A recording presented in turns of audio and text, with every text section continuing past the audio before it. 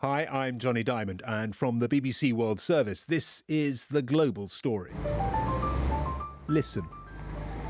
Listen. The chances are you live in a city. The chances are there's a lot more noise out there than you, a human being, were really made for. And the chances are, if you live in a noisy city, or a noisy part of a city, or you're just exposed to noise quite a lot, that it's making your health worse. It's degrading and could be shortening your life. So listen. Listen to the not so silent killer.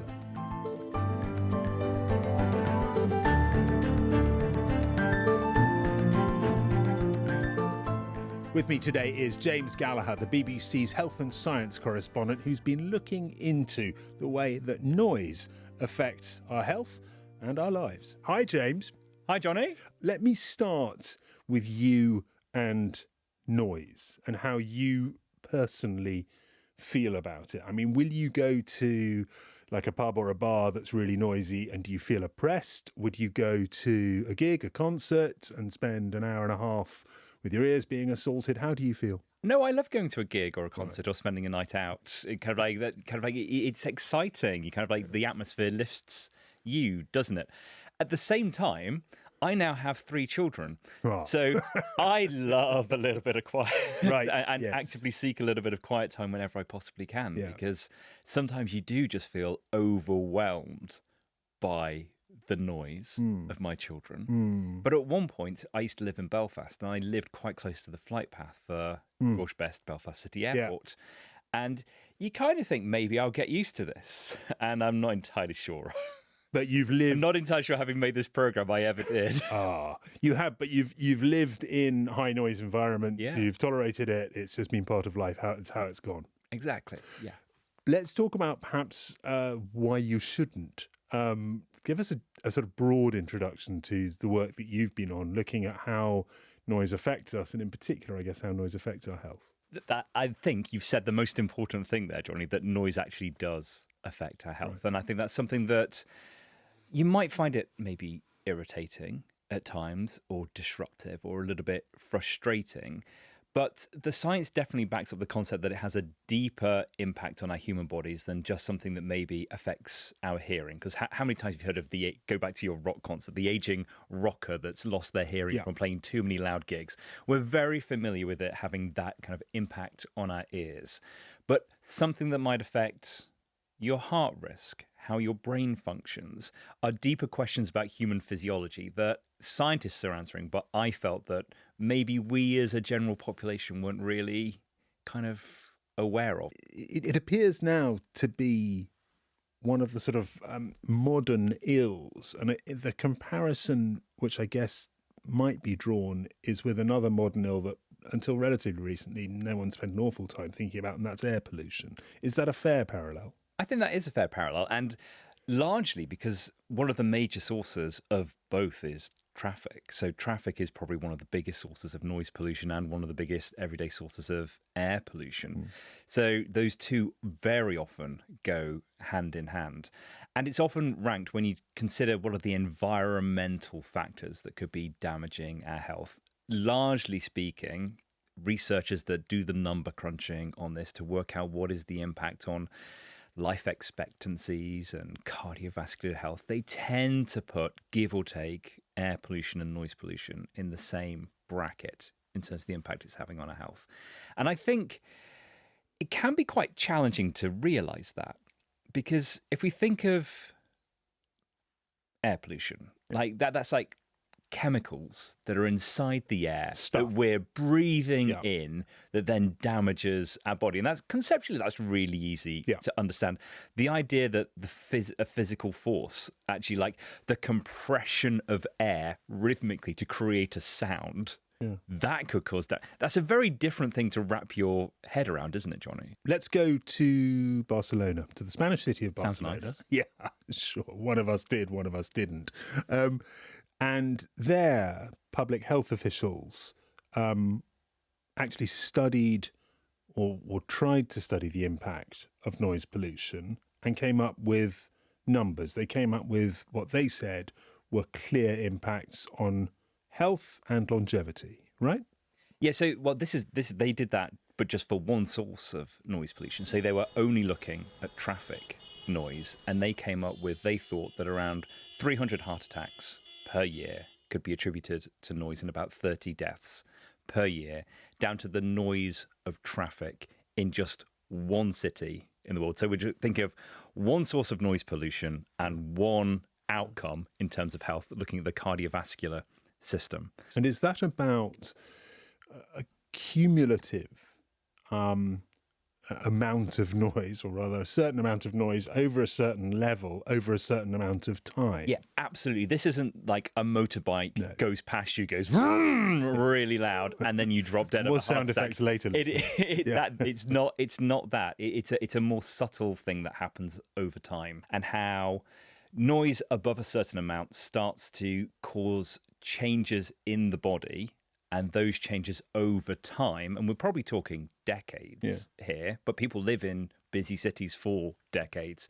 They're the things that over that length of time start to cause the changes that increase your risk of having things like heart attacks and strokes. And in a truly hellish send for you, you actually went to Barcelona, you met people there, and you looked into their exposure to noise. What did you find? Who did you find? Well, I met a lovely woman called Coco who lives in kind of like a historic part of Barcelona where it's actually mostly pedestrianised. So it's kind of traffic noise isn't the problem there. And it has this lovely sense of community there. So I met Coco in her flat. It's like this 4th floor apartment.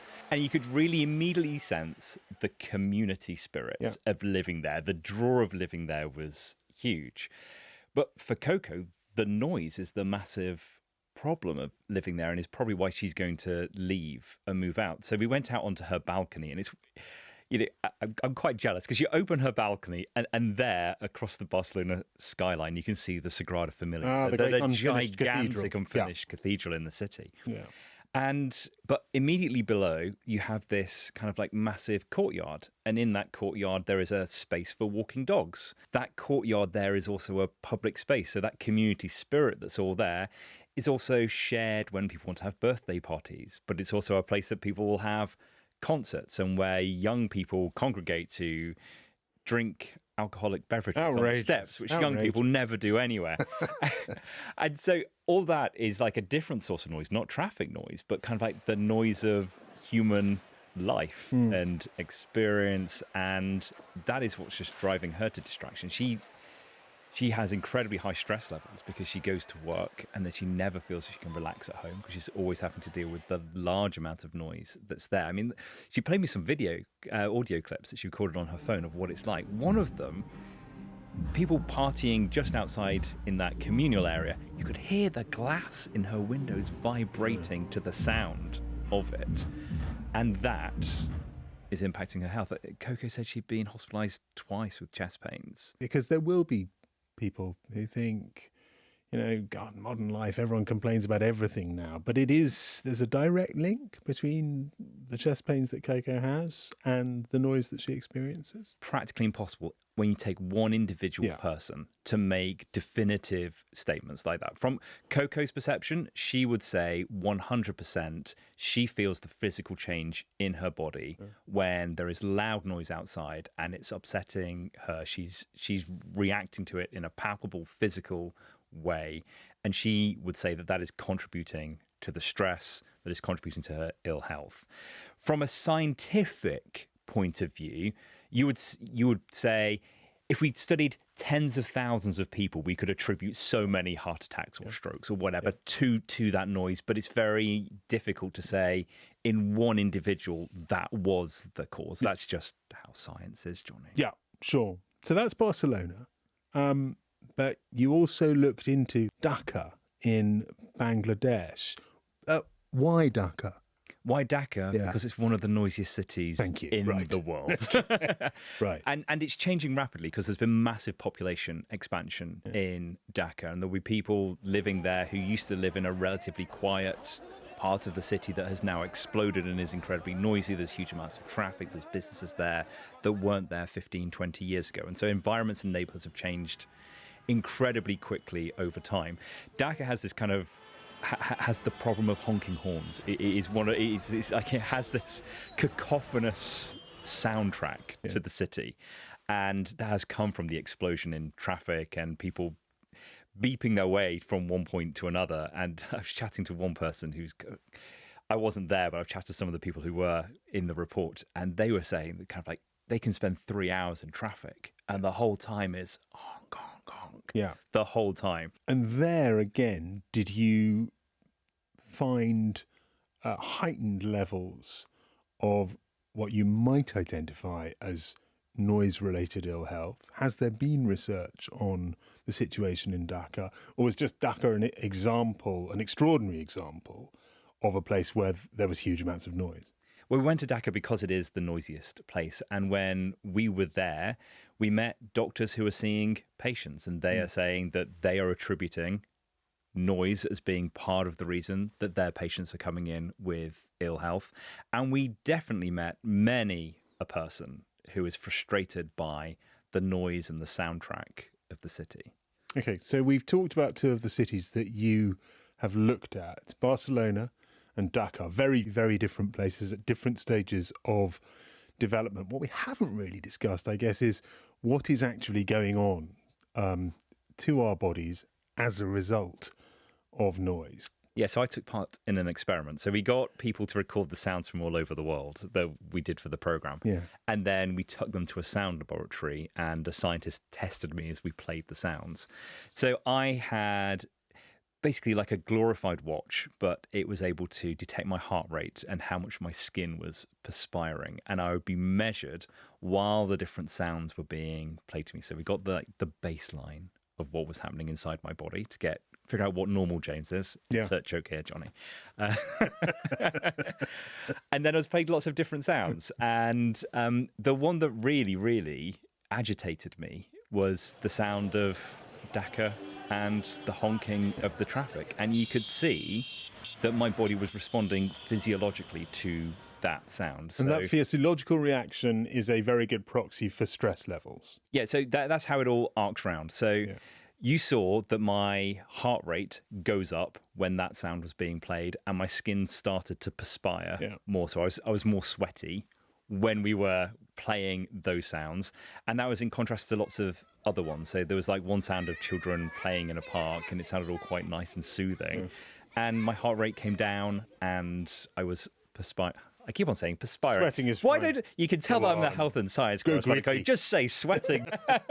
You were sweating. I was less sweaty when we were doing that. Yeah. And so the only thing that was changing in that experiment was the sound that we were playing out of the speakers at volume to try to experience it differently. And the explanation for that is that there is different parts of your brain assess sound when it comes in. So your auditory cortex is the bit of your brain that is understanding what's going on now, is recognizing sounds while we're having this conversation, converting it into, this is language, this is speech. I can start to comprehend what James and Jonny are talking about. Yeah. There's another bit called the amygdala, which is responsible for the emotional response to sound. So there'll be sounds that you find nice or upsetting or disturbing. And the amygdala has the ability to then for your body to react negatively to sound. So if it triggers the negative response in your body, that releases stress hormones throughout the rest of the body, and that can do things like, that's how you connect with, for example, my increased heart rate. So it's like this cycle. You have the sound. If your emotional center of your brain doesn't like it, that triggers the stress response in the body. What sort of evolutionary chain is being followed there, if you can follow a chain, by these sort of sounds you don't like triggering this response? Why is that happening? It's all part of the body's flight or fight response system is the idea. So if you imagine that you were just having a nice picnic and then suddenly a giant predator comes leaping out of the bushes, and the thing that you heard first was the sound of it crashing through the trees to come to you, your body needs to respond to that sound because it could as an early warning sign of something bad happening. And that's what activates the stress response in the body. Is a great thing in an emergency. It's what gets the heart rate going, gets all that blood going to all of your muscles ready so that you can run if you need to. Yeah. The difference is our body is no longer responding to the sound of a tiger coming to get you. It's responding to the sound of traffic, which we're exposed to all the time. And it's that sound, that constant activation of this stress response that is culminating in ill health. And that's because our bodies are simply not set up to be constantly under stress like that, constantly being told, alarm, something's coming. Here at the BBC, we have a passion for solutions-based journalism. Is there a solution? Does taking time out from noise, or would taking time out from noise, apart from just going off and opening a sweet shop and living in the countryside, but would time out help? I now know your retirement plans, Jonny. The rather difficult thing is a lot of this at the moment seems to be the responsibilities on you to find a little bit of quiet in your life rather than any big picture solution. But I think, yes, the evidence would suggest that if you yourself can find moments to escape from the noise, particularly if you're finding it particularly disruptive, actually getting some quiet into your life on a daily basis. It's tricky because you yourself have said people don't find it disruptive. They just sort of learn to live with it, don't they? Yeah. I think there are degrees of that, though, and particularly nighttime noise can be particularly challenging to deal with. You never get to switch off. This is something I learned. Did you know your ears never turn off? Well, I mean, I haven't seen a switch anywhere, so I kind of presumed they were working. But even when you're asleep, your body is reacting. If there is traffic going past my house, even if it doesn't wake me up and I don't consciously respond to it, my ears are processing that sound. My amygdala is processing the emotional response to that sound and starting to activate that stress response. Some of the researchers that I spoke to, though, in terms of how they manage it in their day-to-day lives, they do really simple things like I try to sleep in the bedroom that's furthest away from the road. When I'm walking around, if I have the choice between walking down this busy road or this side street that's actually just one street over, but it's just miraculously much quieter. I find that in a lot of cities. You get the really busy road, and then just the quiet ones just next to it. I walk down the quiet road, and then just finding little moments where you can just not be in a noisy environment. Okay, so that is what individuals can do to try and reduce noise. A fair number of people will expect governments to do something in places where there is loads of noise. I mean, you're talking about Dhaka and Bangladesh. Do governments and city agencies recognise it? Are they trying to act on it? Yeah, so when we were doing the reporting from Bangladesh, absolutely there are people there trying to do something about it. So I was chatting to Saida Rizwana Hossain, who is effectively the environment minister for the government there, and recognises that noise is damaging people's health and is trying to do something specifically about the honking noise in the city. They're doing a little bit of carrot and stick of, can we encourage people and make people more aware of the noise and see that there's a benefit for them, but also enforcing it, because technically you're not allowed to honk in Bangladesh. Yeah, even though everybody does. So actually, if the awareness stuff doesn't work, then there's a lot of chat about how they can enforce it. Fascinating to hear where we are compared to air pollution. Fascinating to hear of all the different risks. James, thank you very much indeed. It's been brilliant to talk to you. Thank you. Thank you, Jonny. And thank you very much for watching. If you never want to miss an episode, just go to wherever you pick up your podcasts and subscribe. Subscribe so you see us and hear us whenever we come out. And you can leave, of course, comments on the show below. Thank you very much for watching.